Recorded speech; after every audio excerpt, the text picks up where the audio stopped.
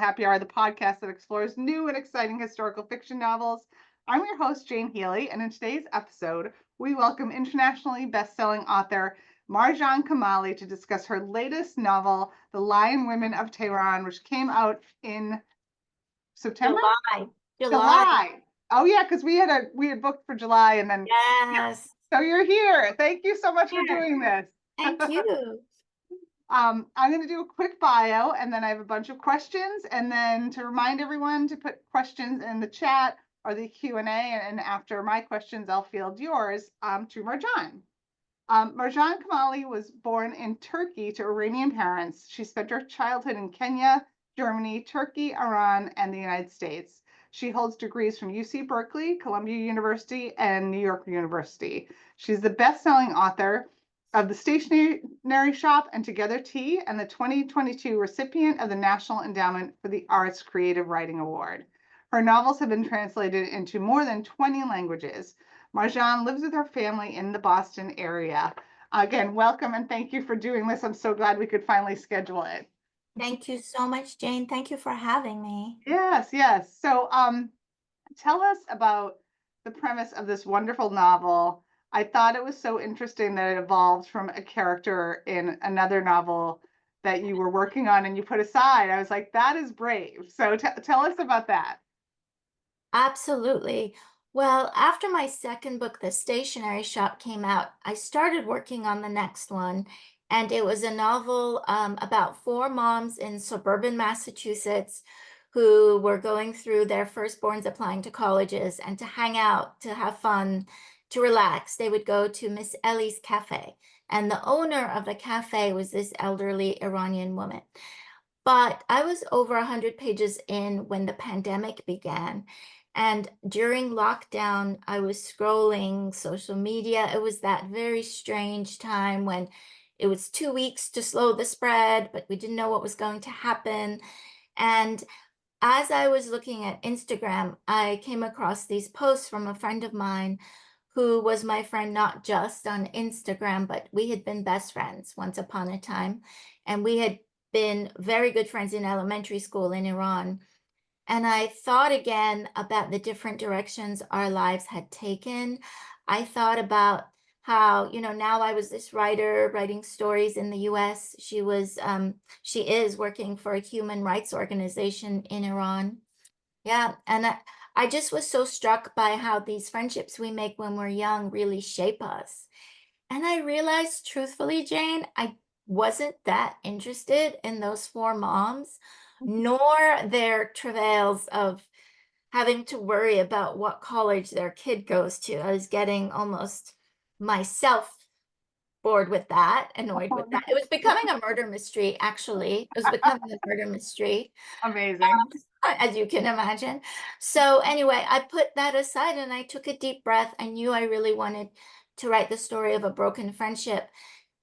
And the whole premise of the Lion Women of Tehran is friendship, the endurance of friendship. We meet Ellie and Homa when they're just 7 and they come from very different backgrounds, but we see them go through the joys of childhood and girlhood. And then we see them go off to university together as young women. And then there's a betrayal. But decades later, they Yeah. reconnect in the US. Yeah. Amazing. So you partly answered my next question with your answer, but I loved, I always read the author's notes. I'm obsessed with research notes. And you wrote that writing about Iranian women has been a central theme in my life. I come from a long line of strong, very vocal, and opinionated Iranian women who in some instances broke new ground. My grandmother was one of the first full-time career women in Iran in the 1940s. How much did your own family history help shape this story? I think even though I sometimes think it didn't, it did. Of course it did. Just coming from a long line of these very, very strong women, we call them Lion Women, which is where the title comes from. Just fierce women who fight the patriarchy. And my grandmother, she was literally one of the first career women to have a full-time career. She would get dressed in her very fancy outfits, go off to the office every morning. She had 4 children. Um, but she very much valued her career. And in 1940s Iran, she was part of the first wave, really. And then my own mom is a Lion woman, very, very strong woman. So I think as I write these books, that family history definitely informs the story. With the two friends in this book, Ellie and Homa, one of them, Homa, is always fighting. She's an activist, she's an idealist, she's initially a communist, and then she becomes a huge women's rights activist. And I guess it's not a spoiler to say she does get arrested. And my own aunt was arrested as a young university student. So, you grow up with these stories in your family history. And then when you're writing the novel, bits and pieces inform it. And the characters are their own, they're not based on any one person, but so many of the truths are sort of the communal lived history of the Hmm. women in my family. Definitely. Yeah, that makes sense. And that's amazing about your grandmother, by the way. Like that's incredible. Yeah. Um, so I wanted to ask, I mean, these Ellie and Homa, the other characters in the novel as well, but they're just really beautifully drawn, very detailed. Like I loved reading about them. They felt like real people to me. The novel spans decades of their lives, almost their whole lives. And so how do you like in terms of character development? I know you already kind of had Ellie from the other project you were working on. How do you do what do you do for character development? I know some authors do like diaries or write essays or have profile sheets, or do you do that, or do you just kind of feel your way along? I do that. I'm a big fan of that. Oh So, wow. oh yeah, like all along. For example, we were talking about how initially when I was writing the other book, the one that I ended up putting aside, the character of Ellie was this elderly woman who owned a cafe in Lexington, Massachusetts. Then when I plucked her out of that book to put her in my new book, I had to create an entire history for her. I knew it was going to be based on friendship, but where do you begin? So a lot of it I figure out as I'm writing the first draft, but there's certain decisions you can make right off the bat, like when was she born? Okay, that's kind of important. I deliberately had Ellie born the year my mother was born, Ellie and Homa, because it was part of my little cheat sheet, because that way I could talk to my mother about everything she was doing at that age and say, what was your high school like actually? What was your uniform like? How long was the hem of your skirt? What did you do for lunch breaks? Did you go to a cafeteria? Did you go to a coffee shop? All those details I could garner. But I do write diaries. I love to do diary entries in the voice of the main characters so that I know it doesn't really matter. Um, the basics are not as important as what's in their soul. Like, obviously, as the author, you need to know when they're born, but you also need to know what they have for breakfast every day. And you need to know what they fear the most. And you need to know what they regret the most. And you need to know if they could tell someone maybe something in their heart that they've been keeping, who would they tell it to and what would that be? So that's the deep character work. And I go deep and I love doing it. And it takes forever. It's like Yeah. very efficient. But as you know from your own work, we're not in this field to be efficient. No, no, no, I'm not. Sure. Definitely not. That's so interesting though. I love that. I feel like sometimes I don't do enough of that. Like these characters, like I said, they're so rich and beautifully detailed. So it really shows in the final product. The other thing that was so amazing to me is that you when you wrote about Ellie and Homo when they were 7, you really like that you captured that age so beautifully, that feeling when you're young and you make that first real friend that you love so much. And then also that feeling of like you understand some things, but then other things are outside of your understanding. I mean, like write from a 7-year-old's perspective and make it feel so real? Like, was that difficult to do? It's interesting because I just said how I had them both born the year my mother was born. But when I was doing the scenes of that initial 7-year-old foundation of the friendship, I used my own life and I used my own emotional memories. So I wasn't born in 1953 and I wasn't 7 in 1950, but I was 7. And I remember wanting a friend desperately. And I remember those initial first interactions with a friend in school. And then, my goodness, the first play date. And so what I did is I drew upon my emotional memories. Now, we might think we don't remember when we're 7, but I really think that, like those Russian nesting dolls, inside us are all the smaller, younger versions of ourselves. And when you're writing a novel and you're like in it, you get to access certain things from your subconscious that surprise you and also from your memories. So I took myself back and I tried to remember, what did it feel like to need to have a friend, to want to have a friend so badly. And then that first time you go into the home of a peer and you enter a world that is not your family's. And it's like, oh, that's how they do their kitchen. Oh, and in our case, their TV is there, though not in the case of my characters, there were no TVs. But, just like that entering of a new world and expanding your borders. So I accessed all those memories.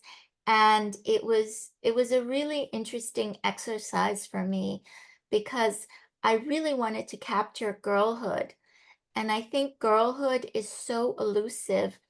We don't see it much on the page in adult books, and also it's elusive in real life Hmm. because girls are one way when they're 7, and that confidence, that carefreeness evaporates sometimes when they hit puberty for all the reasons of which we're aware.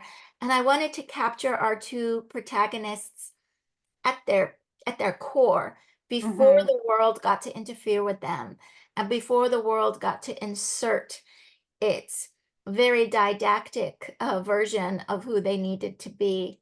So that was a lot of fun to write. And I think those initial friendships we make when we're children, they're sometimes precursors to our romantic relationships. It's the first real intense relationship outside of your family.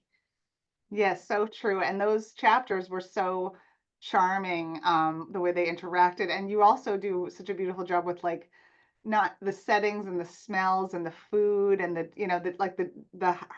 Homa's house was such a cherished place for Ellie and the baked goods. Like I was getting hungry while I was reading it. So yeah, Yeah. I love that. I mean, and you talk about like sensory stuff is throughout the book, but that part, like, yeah, it was really just sweet and like that before innocence is lost. You got that feeling of like that time in a child's life. Yeah. Yes. Yeah, Yes. so great. Um, so when you another in your author's note again, you were writing this novel when a young woman named Masa Jini Amini, and I'm going to pronounce that You know correctly. what I mean? Yep. Yeah.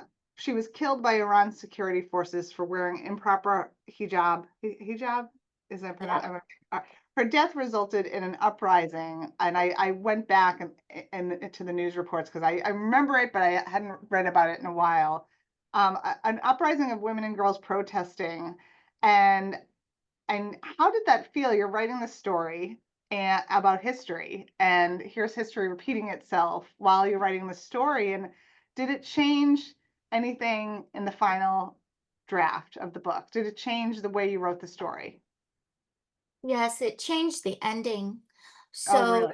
yes. So during lockdown, during those first initial weeks of lockdown, is when I started writing the Lion Women of Tehran, when I plucked Miss Ellie out of that cafe and made her the main character of the new book.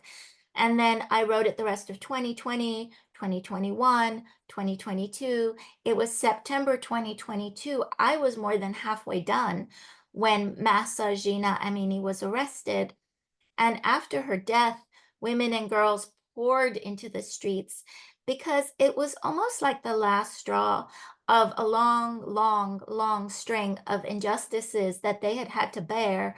And as they protested, men joined them in solidarity. And I was watching from afar, like so many people were watching from afar, initially with hope and then with heartbreak, because those protests were squashed, the people were arrested, many were killed, and some were blinded. Many women were blinded.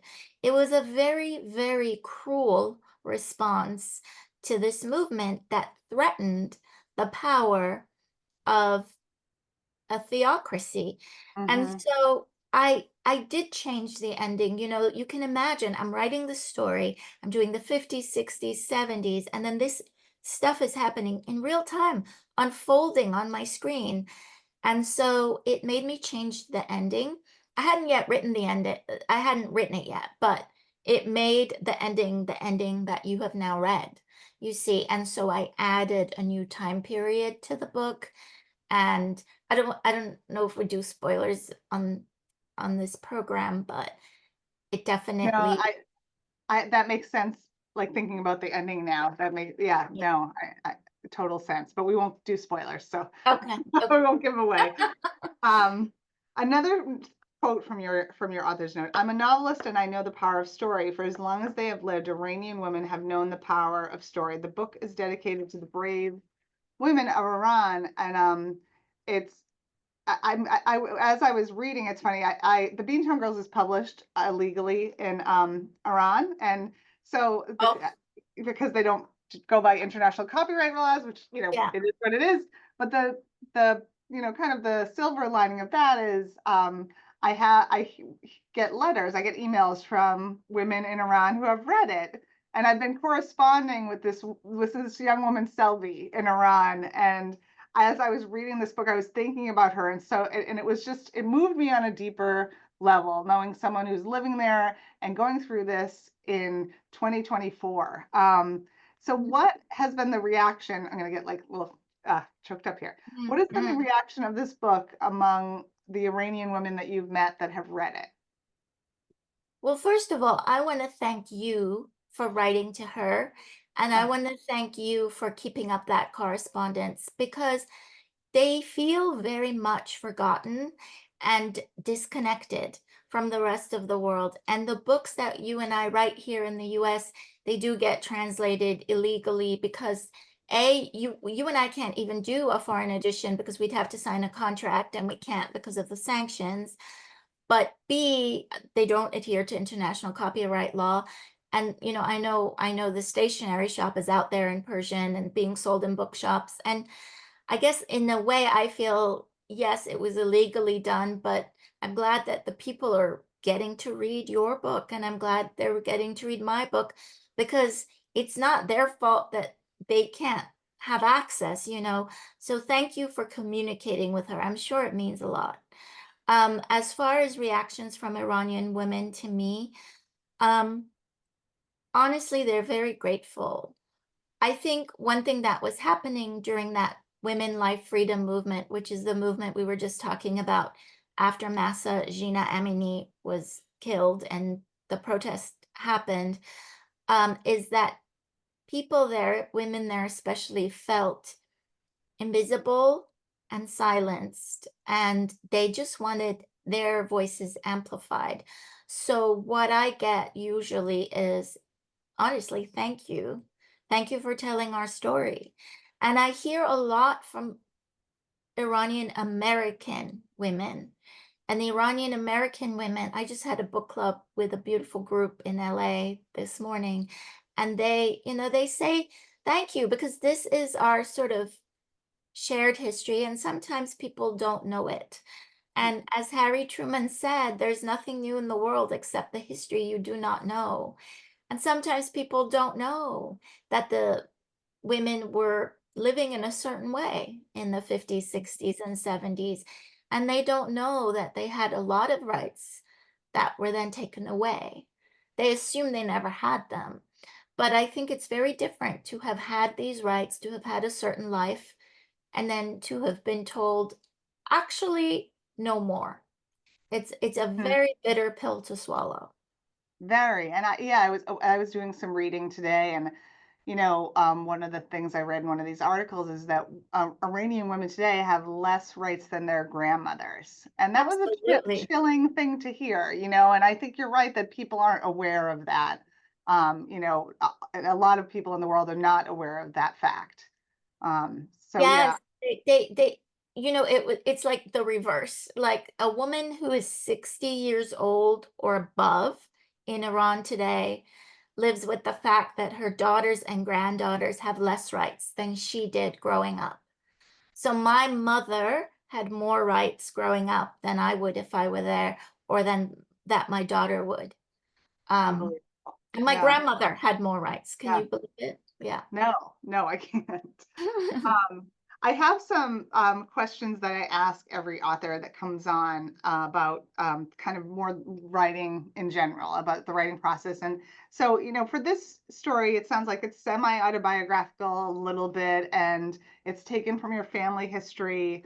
In terms of striking a balance between fact and fiction in your storytelling historically, Mhm. are there any strict rules that you adhere to? Yes. Honestly, I would say of my three books, it's almost like, well, my first book, Together Tea, is the most semi-autobiographical. This one, I borrowed from my emotional memories and some family history, but so much of it, it's just the character stories. But I would say the biggest advice I would give is don't worry about uh, should this be autobiographical or not? Can I include this or not? You know what's real. You know what you made up. So, for example, with my first book, I know what is my life and I know what I made up. And the rest doesn't even matter. It doesn't matter. We're not writing nonfiction. If I Right. was writing nonfiction, I would want every word to be actually true. But because I'm writing fiction, some of it can be something that happened to me. Some of it can be something that happened to somebody I heard about. Some of it can be something that happened to my grandmother. Some of it can be something I made up entirely. It doesn't matter. Whatever serves the story. Yeah, that's great advice. I think that with my first novel, I really got wrapped around the axle about like truth, like historical fact versus fiction, and I'm a little more relaxed about that. Maybe not completely, but yeah. Oh, well, I thought you meant what's happening to the characters. With Oh, okay. So your, actually, that was a great answer because I really mean both. Like, okay. fictionally, like what's happening with the characters and where do you deviate, but also from a historical, like Oh, detail okay. setting. Yeah, yeah, Well, let me say, with the historical fact, I'm historically factual. I know not all historical fiction writers have to be nor choose to be, but in my case, because I'm writing about Iran, yeah. it's like if I'm not historically factual, I would have my head chopped off. So, with the characters, I can make up, oh, she lost a child, she got a divorce, she hated her sister. I can make it up or borrow from my life. But with the historical facts in all three of my historical fiction novels, it's only facts. I can't make up a single thing, and I don't. And in fact, Simon and Schuster takes the manuscript and meticulously fact checks it. So if I say there was a demonstration, there was. If I say Okay. this Oh, that's general, okay. all the history is Even the true. demonstrations, it's things like that. That's fascinating. Okay. Yeah. Absolutely Yeah. true. That demonstration I write about, the big women's march that happened in March 1979, thousands of women poured into the street. Actual fact. No, I Yeah. never make up the history because with Iran, it's too dangerous. I Yeah. don't do that. That makes Yeah, sense. That makes complete sense. And I feel too, like most historical fiction authors, like we never deviate from like the major dates and facts of the historical record. I think that's one thing that all historical fiction writers adhere to, really. But yeah. yeah, yeah. Um, So, you talked a little bit about how you develop characters. What is the rest of your writing process like? Do you plot out your novel, or we talked about plotters versus pantsers. Do you write by the seat of your pants, or do you map it out, plot it out? Well, I have a system. as you know from your own work, we all have our own sort of unique system. Every time I start a new book, I literally I go to like the drugstore or the stationery shop. You know, I like stationery. I wrote a book called The Stationery Shop, so I buy notebooks. So, for example, here's a notebook. This is for the yet to be written new book, but I can show you the one for Lion Women because it's right here. This is the desk where I write. So this is the notebook for the Lion Women of Tehran, and you can see, yeah. So what I do is the first draft is very free. I don't plot ahead of time. I'm not a plotter. I don't have an outline. I barely know anything. So for example, with the Lion Women of Tehran, I knew we would have Ellie, and I knew she'd have a friend, and I knew I wanted to do friendship. I knew there would be a sacrifice, and I knew there'd be a betrayal. That's all I knew. So then I started free writing, and it's like, okay, well, what would have had to have happened for a sacrifice and a betrayal? And then the easiest way to get going is to know the time period. So I was like, okay, they're going to be born when my mother's born. That I knew. So then that gave me the container of time, the 50s, 60s, 70s, and later. I do a lot of the first draft by hand. I find that Oh, writing longhand frees you. It allows you to feel a little bit like you're not writing, like you're playing around, like when you were a kid.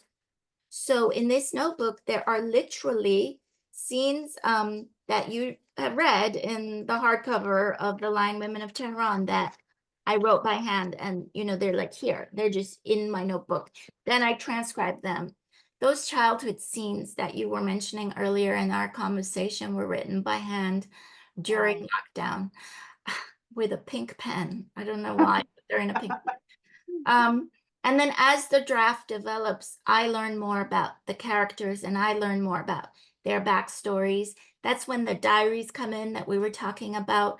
You can write diary entries. I have a whiteboard where I pose the questions. It's really like a puzzle. It's like a puzzle that I'm trying to solve. And I don't know what's going to happen. So I'm definitely not a plotter. As it happens, I learn. I'm like, oh, really? You're gonna die? Okay, didn't think you would die. Um, and then I finish the first draft, and then I have something, right? Like clay to work with. And then that's when the real work begins. And that's when I go back and it's not even revising, it's like literal restructuring and revisioning everything and changing the chronology, the order in which the reader gets the events, and all kinds of stuff. Then I'm a bit more of a plotter in that second draft.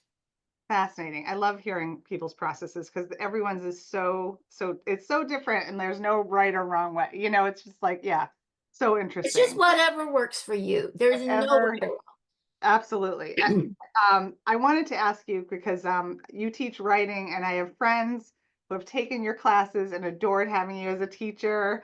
And how has teaching writing shaped your work? Has it shaped your work in any way? I think, when you teach, you're constantly reminding yourself of your craft and its elements. So when I'm teaching, I'm, excuse me, I'm covering like, let's say, setting and the importance of setting, but I'm reminding myself of all of that too. And I just like sharing anything I can about the creative writing process because it's very nebulous. It's Mm-hmm.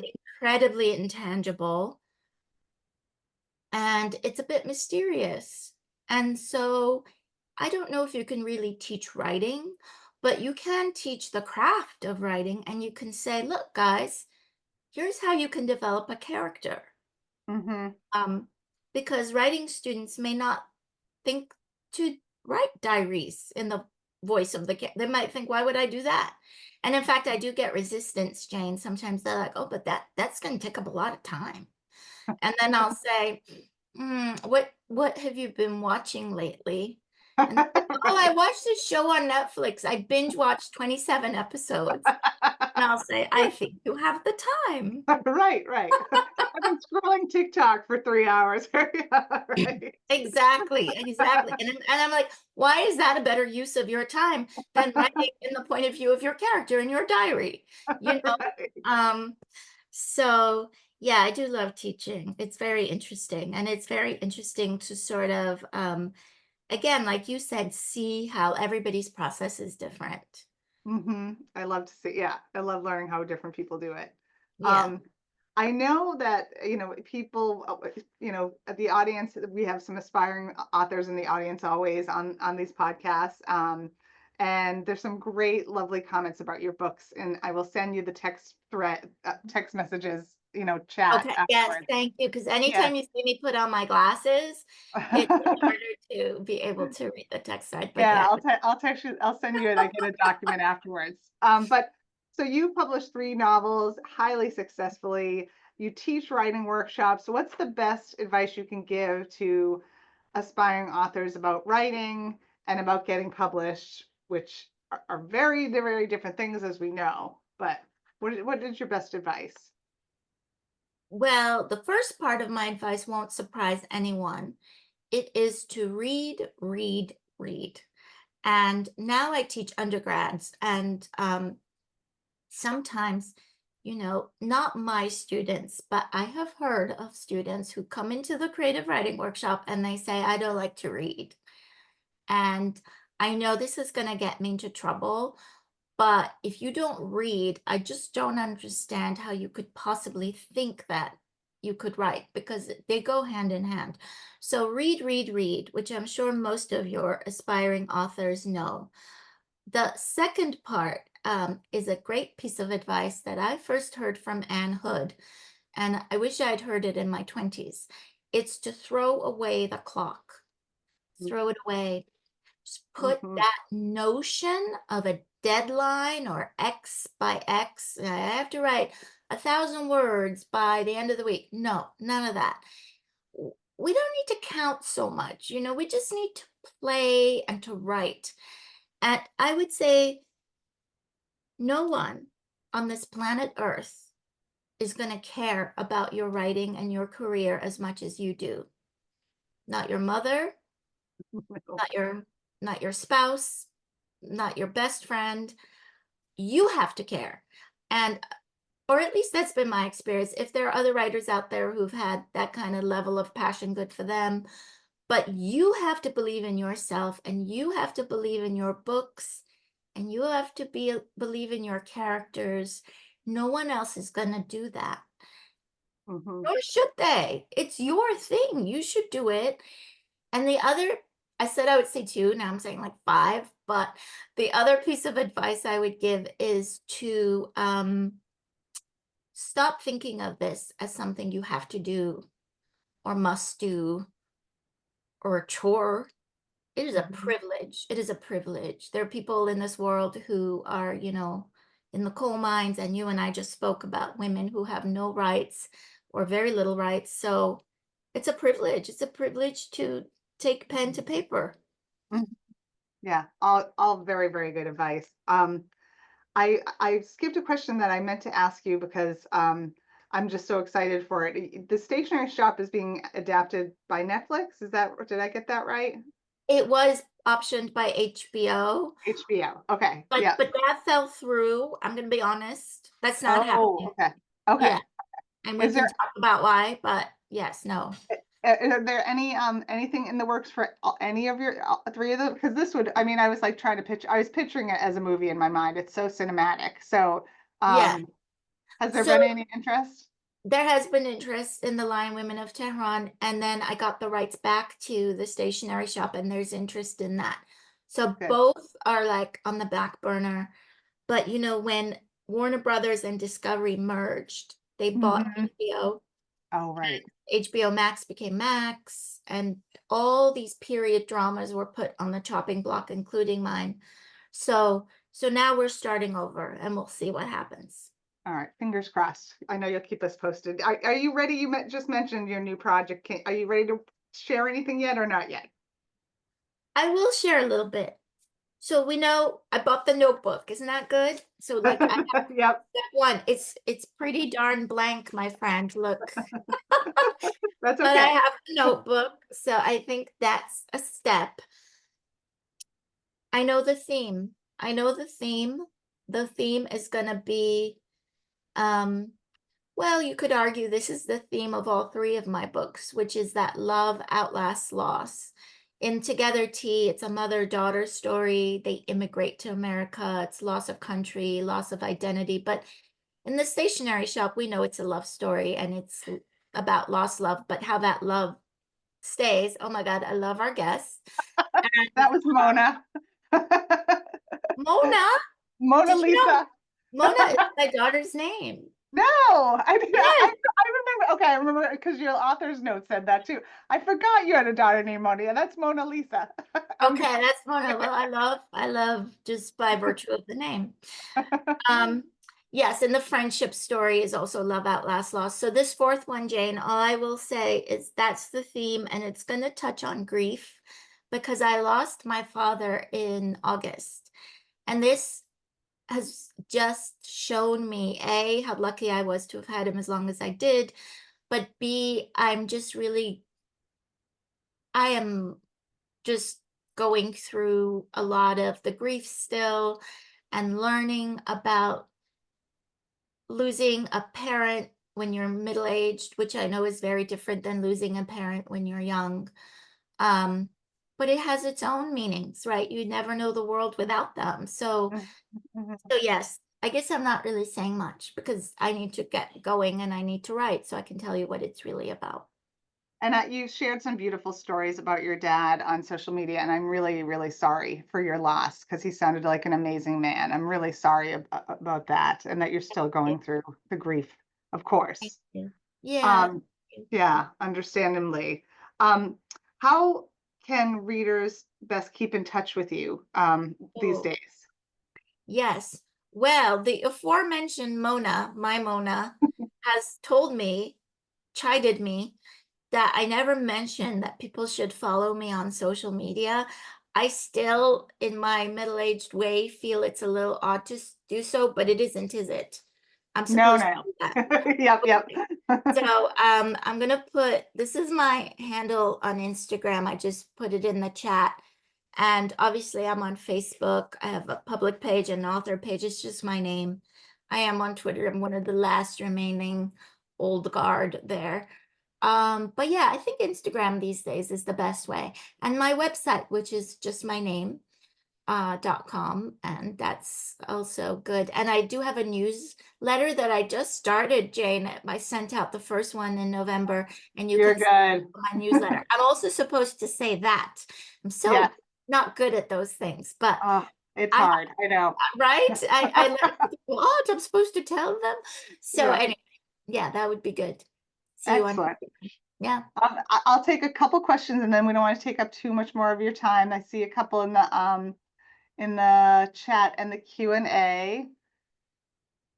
Um, oh yeah, that's okay. So those are pretty much answered. What do you like to read for pleasure? What do you enjoy reading? I Barbara read Sher asked that. So I love reading. I read a lot of contemporary fiction. I read a lot of historical fiction. I used to read more classics, and I want to get back to that. I feel like Yeah. you know that when you are an author, you get sent a lot of galleys that, people would like you to endorse and to blurb. And so that takes up a lot of my time. And I realized recently I haven't read a classic in a very long time. And I really want to because I feel that roots me. And that's Hmm. sort of what I grew up reading, and it makes me feel grounded. But reading in general makes me feel grounded. Hmm. So yeah. Yeah, I agree with the classics. I haven't done that in a while either. And when I do, I'm always like, oh, I missed you. Like it's like going back Miss to an old it. friend. Yeah. Little friend, and it's very different. It's differently structured and differently written, but I do appreciate it. Me Yes. too. Yeah, So absolutely. obviously I read fiction. I need to get better at reading nonfiction. When I read nonfiction, it's always a memoir. but you will rarely find me reading like the history of automobiles. You know, Yeah, me I'm neither. not good at doing nonfiction. No, no. Um, oh, one last question that always comes up.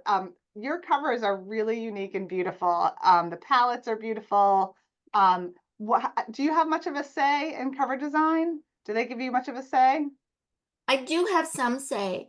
The reason the Lion Women of Tehran is so beautiful, I take no credit for it. There's a wonderful art director who is responsible for it at Simon and Schuster, and she also did the stationery shop. So because she did the stationery shop, and because now Lion Women of Tehran is the same publisher, they tried to echo the covers and have them rhyme. And I've just been blessed to have these Uh, gorgeous covers. If I did it, it would be like a stick figure. I don't oh, have that same. eye. Yeah. Yeah, but they do. So I do approve of it. I'm like, yay. Yeah. But it's really there. They go with these jewel tones, which I think mirrors the atmosphere of just the vibe of the book, you know. So Hmm. yeah. Yeah, they're gorgeous. Um, so this was delightful. Thank you so much for taking the time on this very rainy, windy night in Boston. It's I been know it. I crazy. know it's been I was crazy. afraid, yeah, we were going to lose power because I've seen power trucks going by in my neighborhood, and I'm like, we have to get this in. So, I know. I'm grateful we didn't lose power. I know yeah, yeah. Framingham has lost power. Yes. Yeah, so thank you again. I adore your books and you're such an inspiration. And Oh, yeah, so please keep in touch. And I'm gonna have next week I'm doing a Ask Me Anything final historical happy hour about my new book that's coming out in July. But this oh. was a great, so you're my last author of 2024. Thank you so, so much. I'm It's honored to be. Thank you, Jane, for having me. Thank you for being not just a great writer, but I consider you like a writer friend and just a thank you. wonderful person in our community. So thank you so much for Oh, having me. you're welcome. And likewise, and we'll have to do coffee soon when it's on Yes, a better weather night than yes. this. When Yeah, we can all right. leave the house. Yes. Absolutely. All right. Take care, Marjan. Have a great night, Thank you, everyone. Thank everybody. you. Thank you. Take care. Bye.